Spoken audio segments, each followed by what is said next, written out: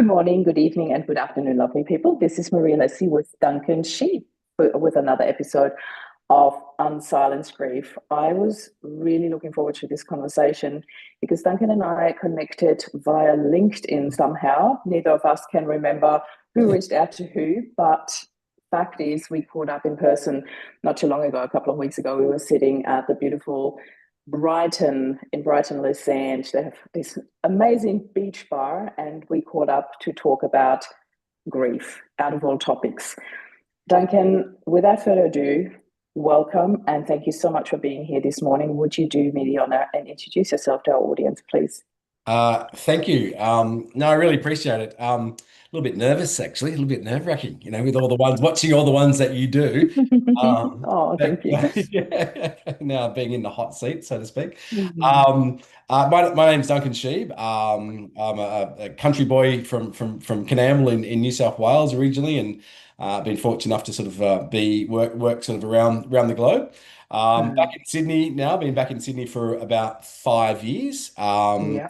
And I guess one of the reasons for coming back to Sydney was the death of our son.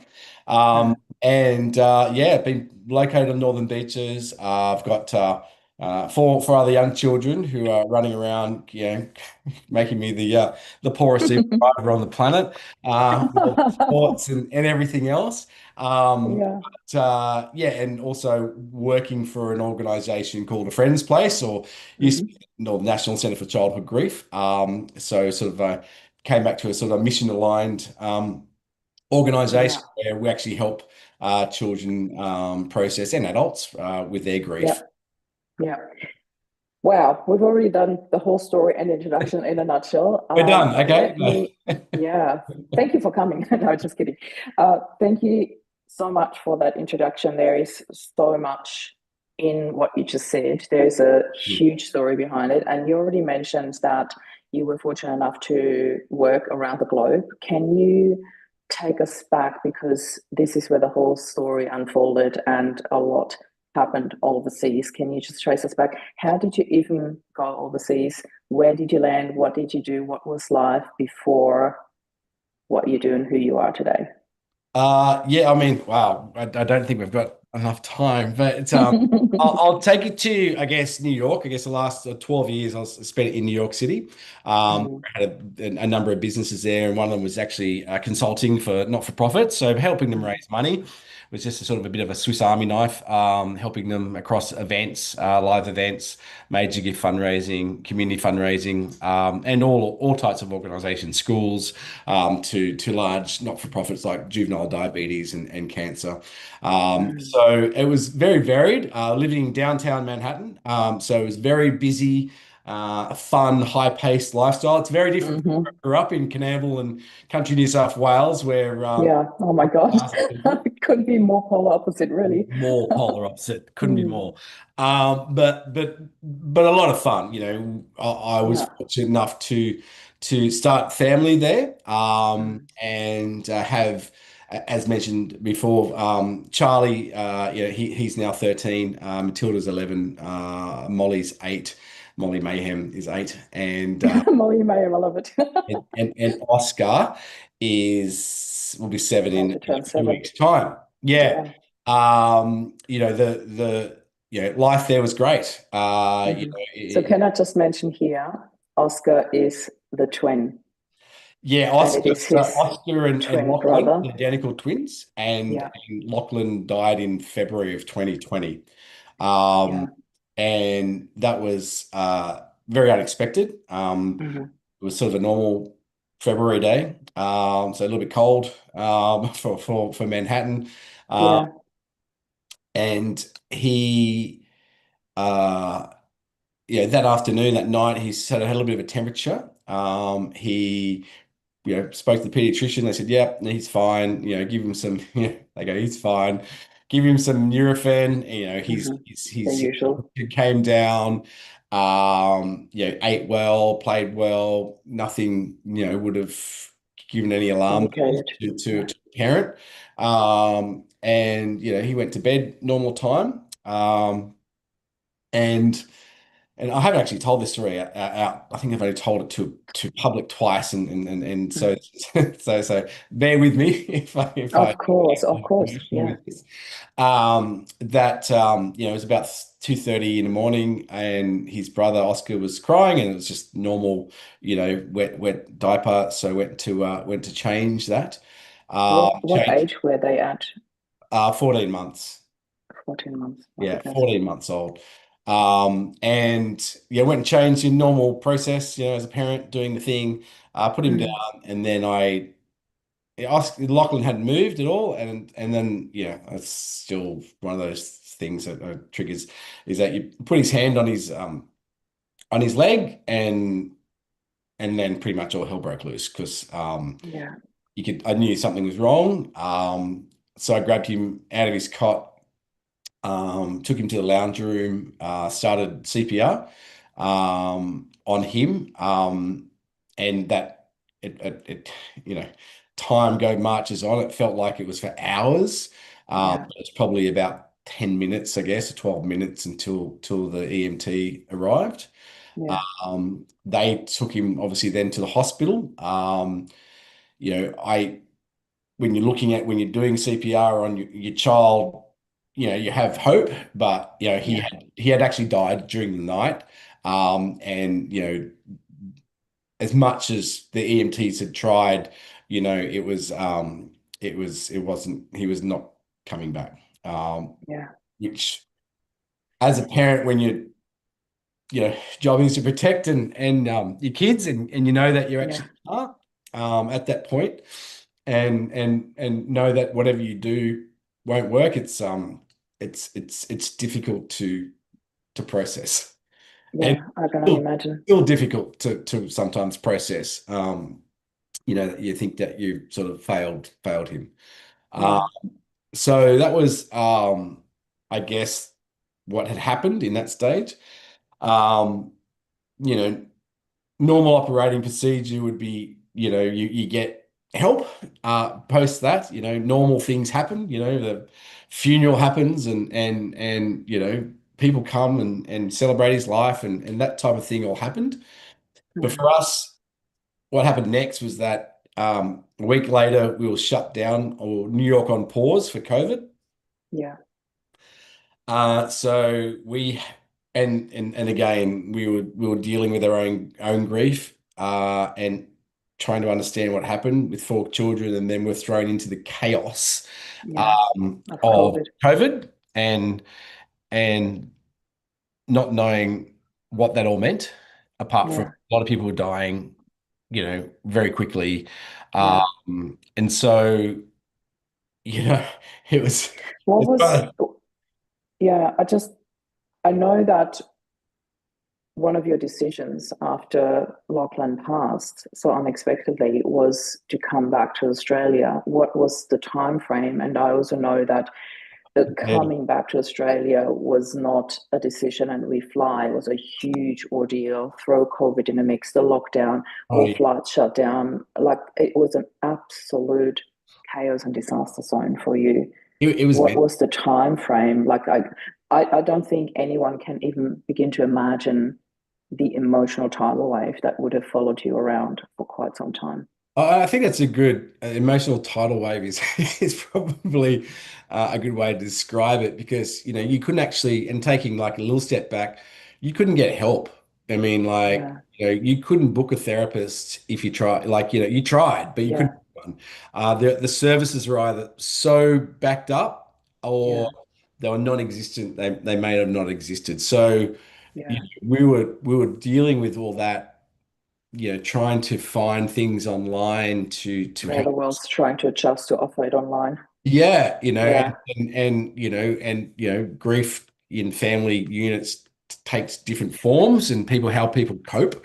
yeah, And so we're dealing with other internal issues around that. Um, And then, I'd made the decision probably. I was trying to start to get out in June, so February, March, April, May, June. hmm, Was when we started to try to really look at, because Australia at that time was sort of okay, and then it went, oh, hang on, we're shutting our hmm, borders, and it's like, yeah, it's scrambling, to get to Australia. Um, Mm, we had four goes at it. It might have been five, but with flights. mm, We got out to the airport once and they turned us around, and like I wow. had, it was me and four children moving back to Australia. Yeah. At that point, for their Mm, safety and for, to be able to have some normalcy and to do that, have a bit of a life because Australia was as normal as it could get, I guess, at that point. yeah.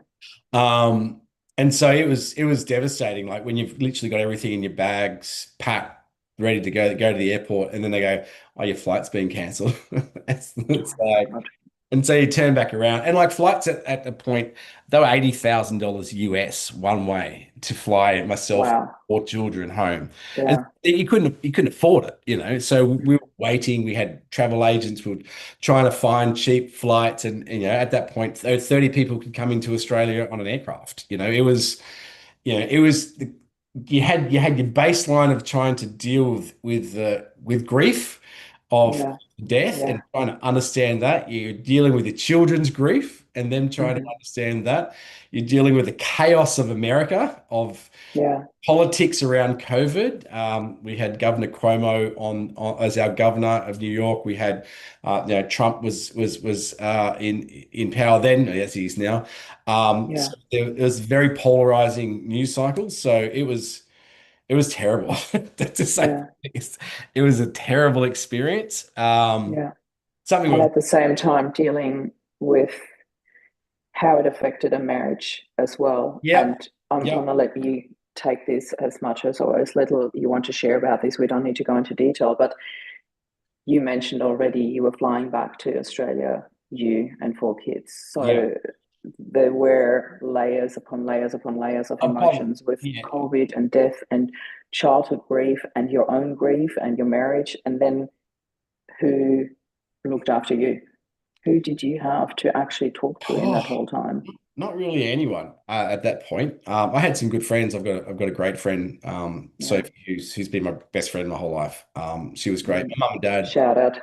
yeah, yeah, she's awesome. My Mm. mum and dad, I've got a great friend Mark and who lives in the UK, and so I had some people around me, but like Yeah. they But were your nobody knew you. friends, Yeah. but and they were great, but obviously Mm. it's that next step of understanding your grief. Like I stopped drinking, so I Mm. took that.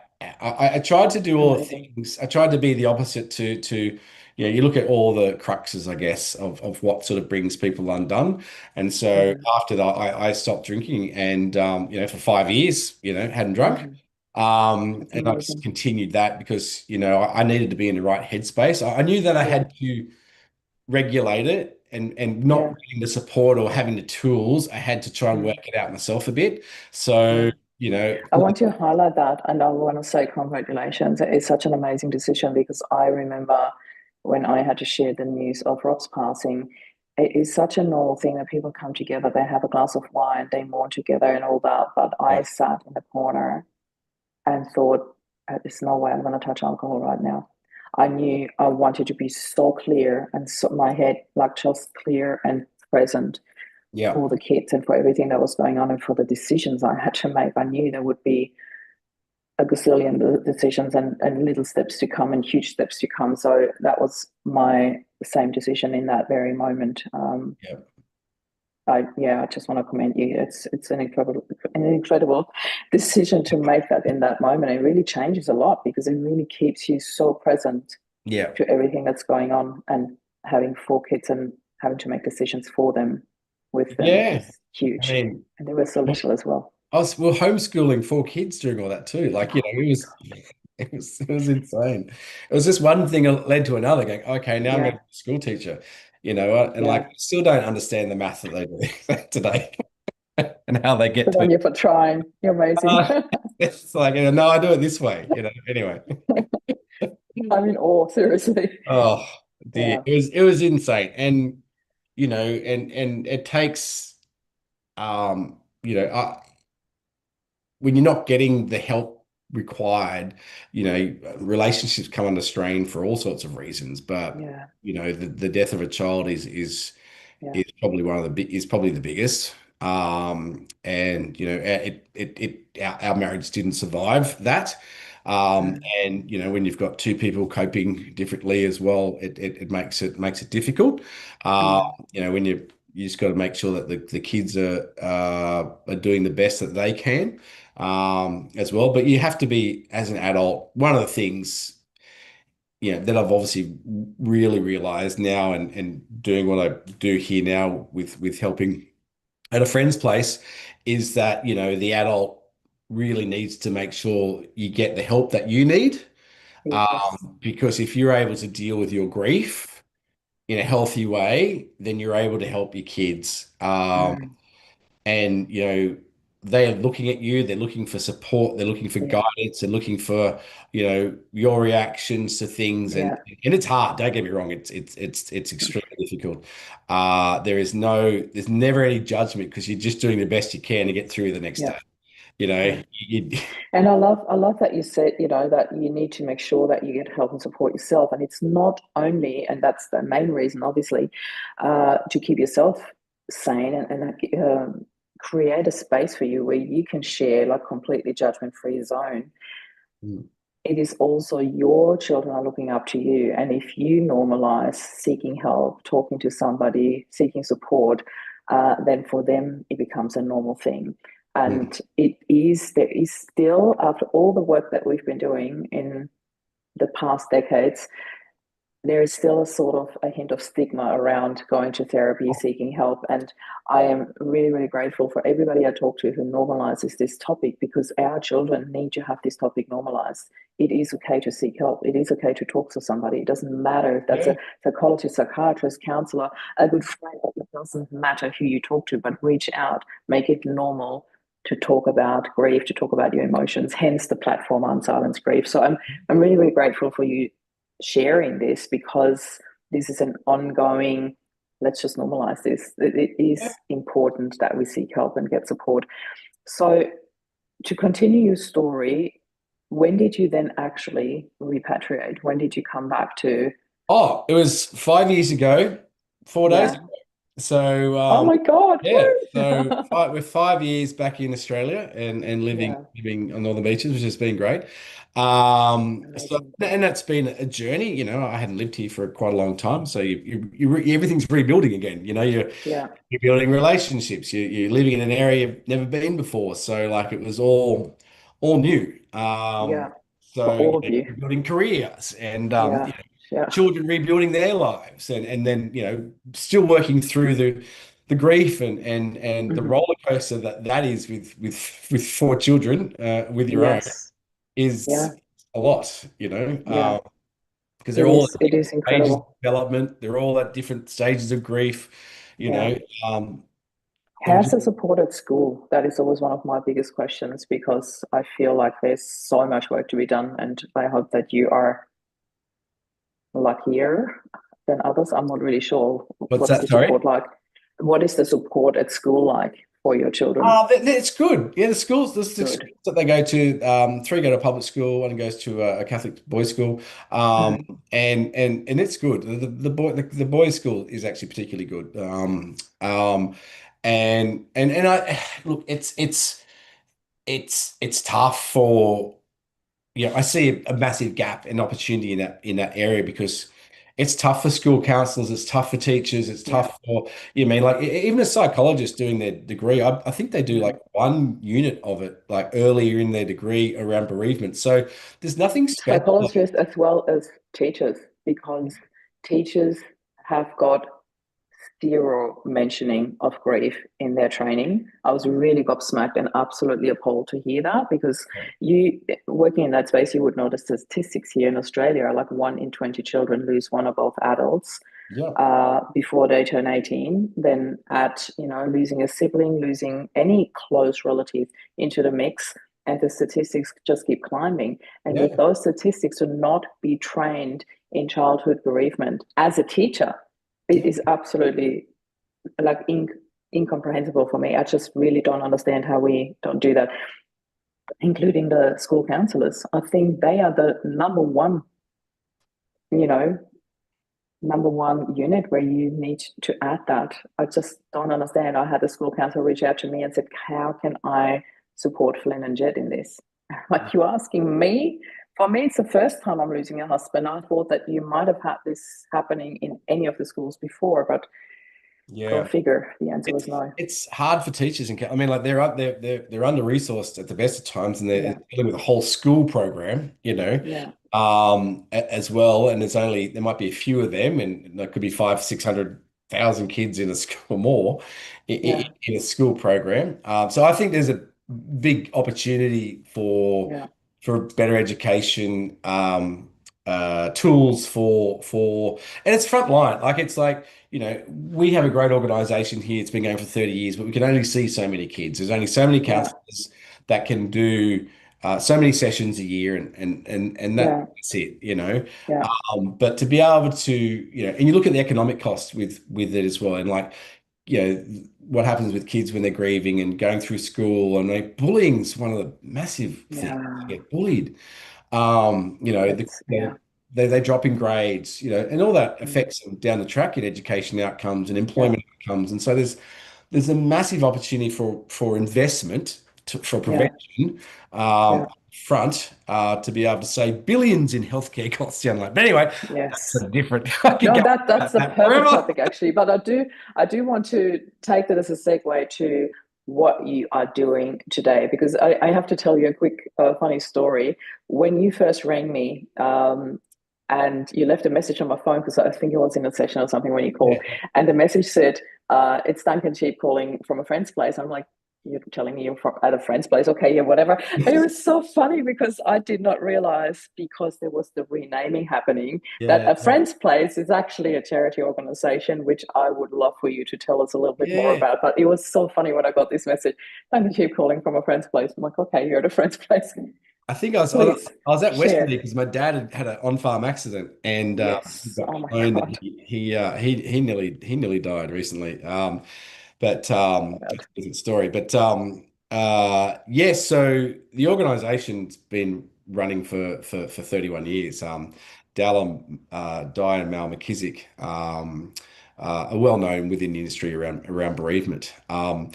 And yeah, we're based out of Hornsby at the moment, and we've had the name of it's been called the National Centre for Childhood Grief Mhm. for a while, but it was also been called a Friends Place, and the Friends Place is pretty much a spiritual and physical home of the organisation. Yeah. And it's been at Eastwood, it's been at Darlinghurst, it's been in various locations, and now we're now at Hornsby, Mhm. um, and and we've gone back to that because the National Centre for Childhood Grief, it's a bit corporate governmenty and a few other Yes, things. it is.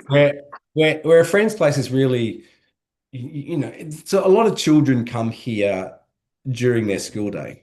Mhm. And so they come here, they're at a session, they go back to school, and their mates go, "Hey, where have you been?" And Mm. they say, "I've been at a friend's place. I've been at a friend's Yeah. place. I don't know them. I've just been at Love that. so it allows them, it's not, it's a good way for them just to be able to say casually in conversation. Yeah. They don't have to explain anything Mm. because they go, oh, their friends go, oh, he's been, I don't know them. So, Yeah. you know what I mean? Yeah. So it's a beautiful center, it's, Yeah. they do here. And the setup is like, I'm Yeah. I actually, just want to say you're in I'm one just of in the one of rooms, our aren't you? counselor rooms Yeah.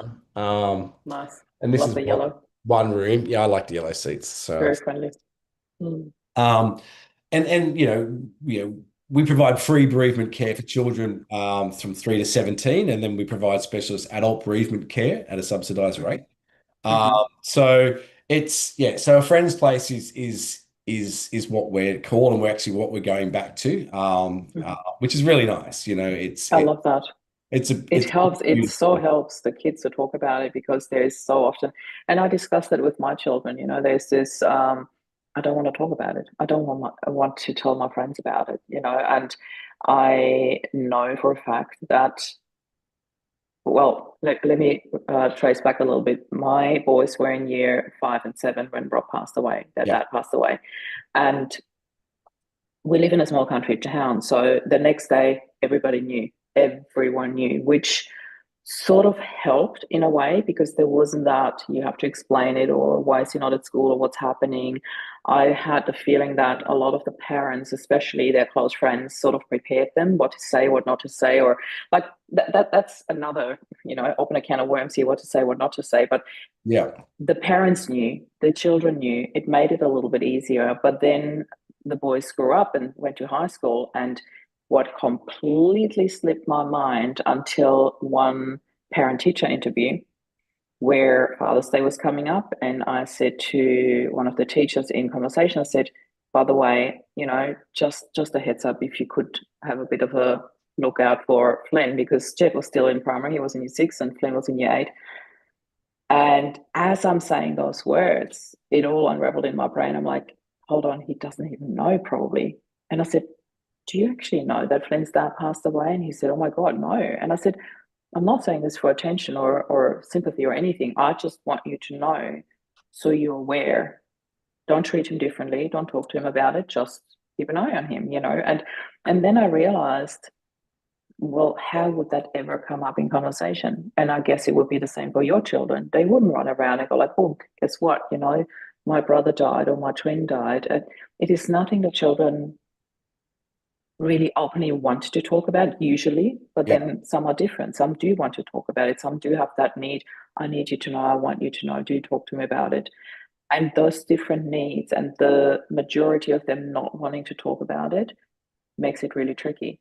We Mm. had a party at my house a couple of weeks ago, and Jet was like, hey, can I have some friends? Or I want to have a party at my house. I'm like, some friends, how many? And he's like, 40. I'm like, 40 people in my house? Are you kidding me? Cut a long story short, he wanted all the pictures taken down of Rob. And that really got to me. And I said, why do you want to take them down? Oh, people could ask questions. I said, Jet, wherever you go, in every house, there are family pictures hanging. Nobody's going to say, oh, who's that? Is that your dad? Oh, did he die? Or nobody's going to bring that even up. Nobody's even going to think about it. It's you. And he said, I don't want anybody to start asking questions. Oh, I've never seen your dad. I understood it. I took Yeah. it down.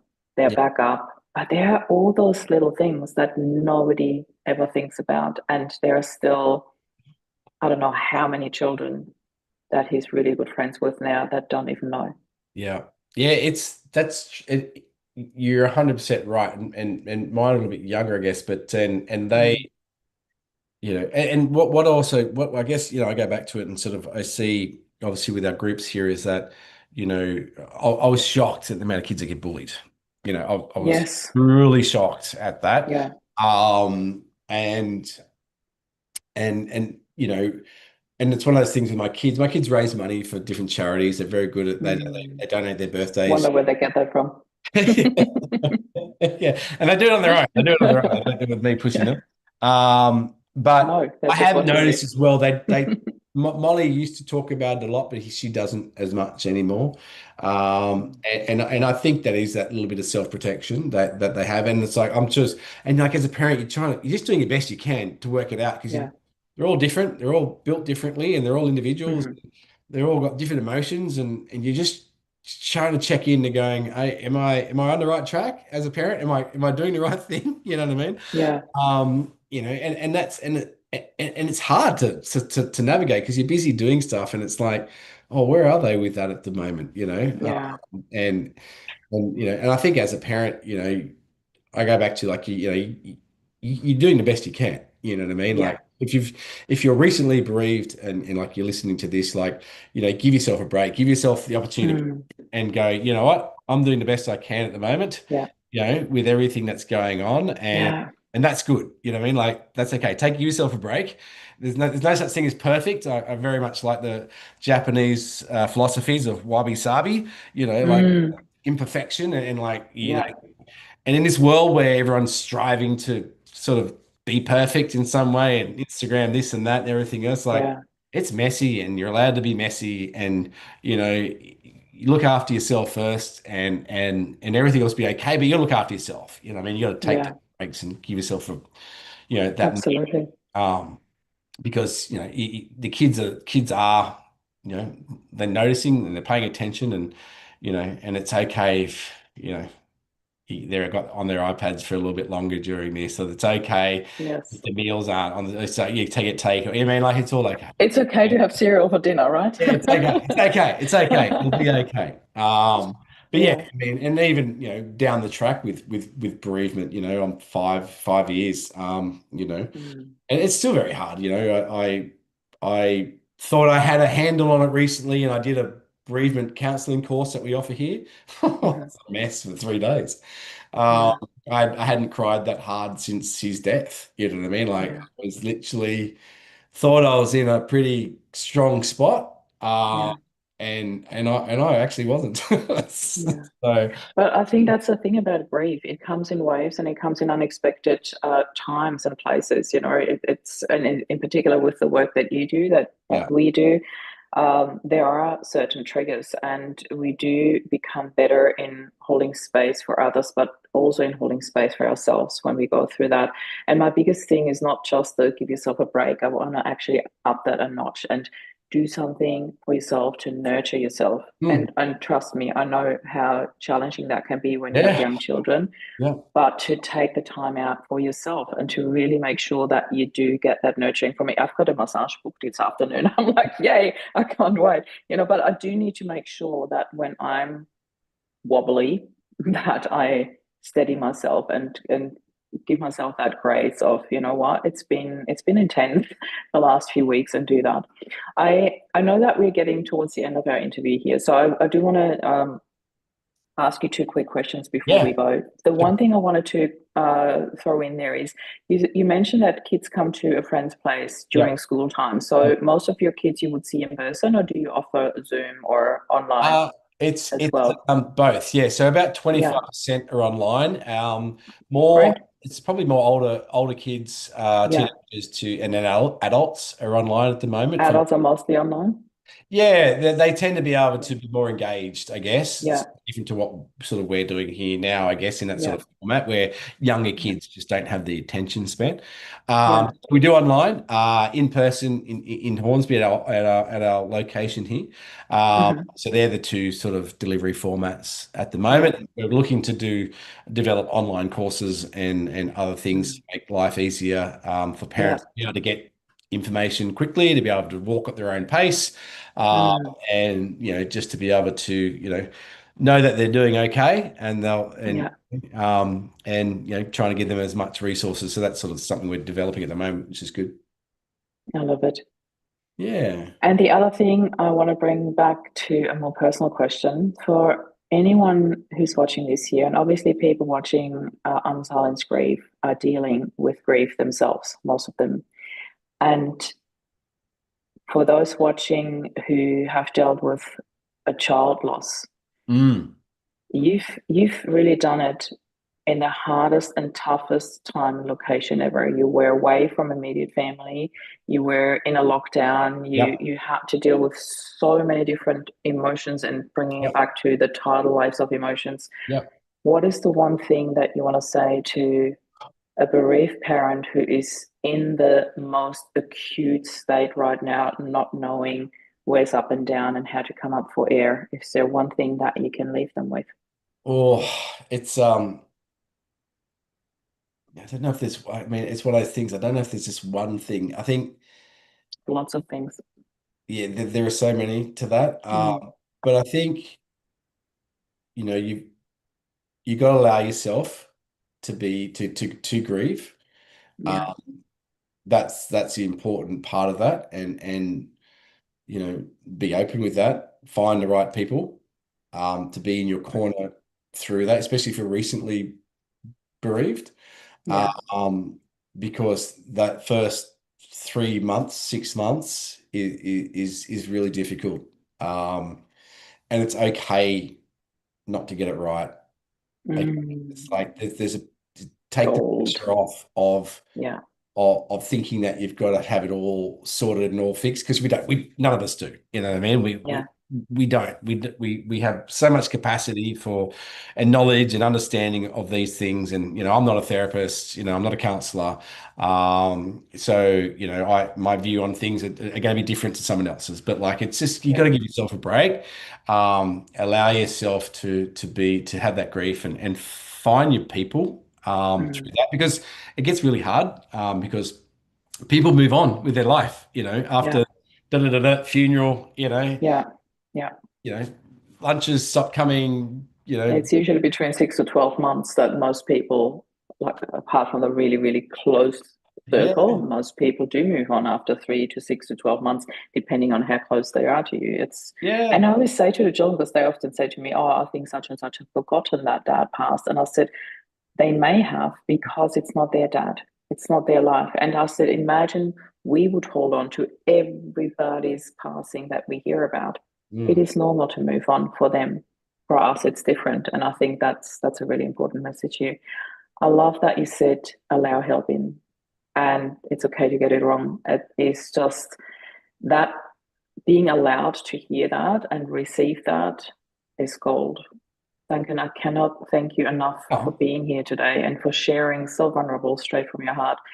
And I don't say this lightheartedly. I am in absolute awe of how you went through this, how mm. you survived through this, and how you have built something and gotten to something so incredibly life changing in your personal life as well as in your professional life. Thank you so much for being here today. Phil, thanks you so much for all the work that you do, and just the opportunity to share it. It's lovely to be able to share. Often Yeah, you don't, and you don't want to be vulnerable, and you want to sort of keep it in a box. So yeah. it's good for me. It's actually quite therapeutic to be able to talk about Lachlan, and obviously the tragic Yeah. circumstances. And I didn't even get all the way through it. We got back to Australia and I had to spend 28 days in hotel quarantine. Oh my God. Oh my God. Yes, I forgot about that little part. That would have And then we end been up in the the Northern Beaches most lockdown and all the intense rest of it. It month. didn't Oh my stop for God. about three Oh my years. God. I think there But will be a part two to Duncan Sheep, and we'll come back to this story. For now, I just want to say we will be sharing the websites and links how you can connect with Duncan, how you can find out more about a friend's place. We'll be sharing all the links in the show notes. If you find value in this, please do share that with somebody who could yeah, need the help of a friend's place, who could need the message that Duncan shared. And if there's anything you would like to hear, please send us a message and hit the subscribe button and the notification bell. This is Duncan and Marie signing off. Thank you so much for being here. Bye for now.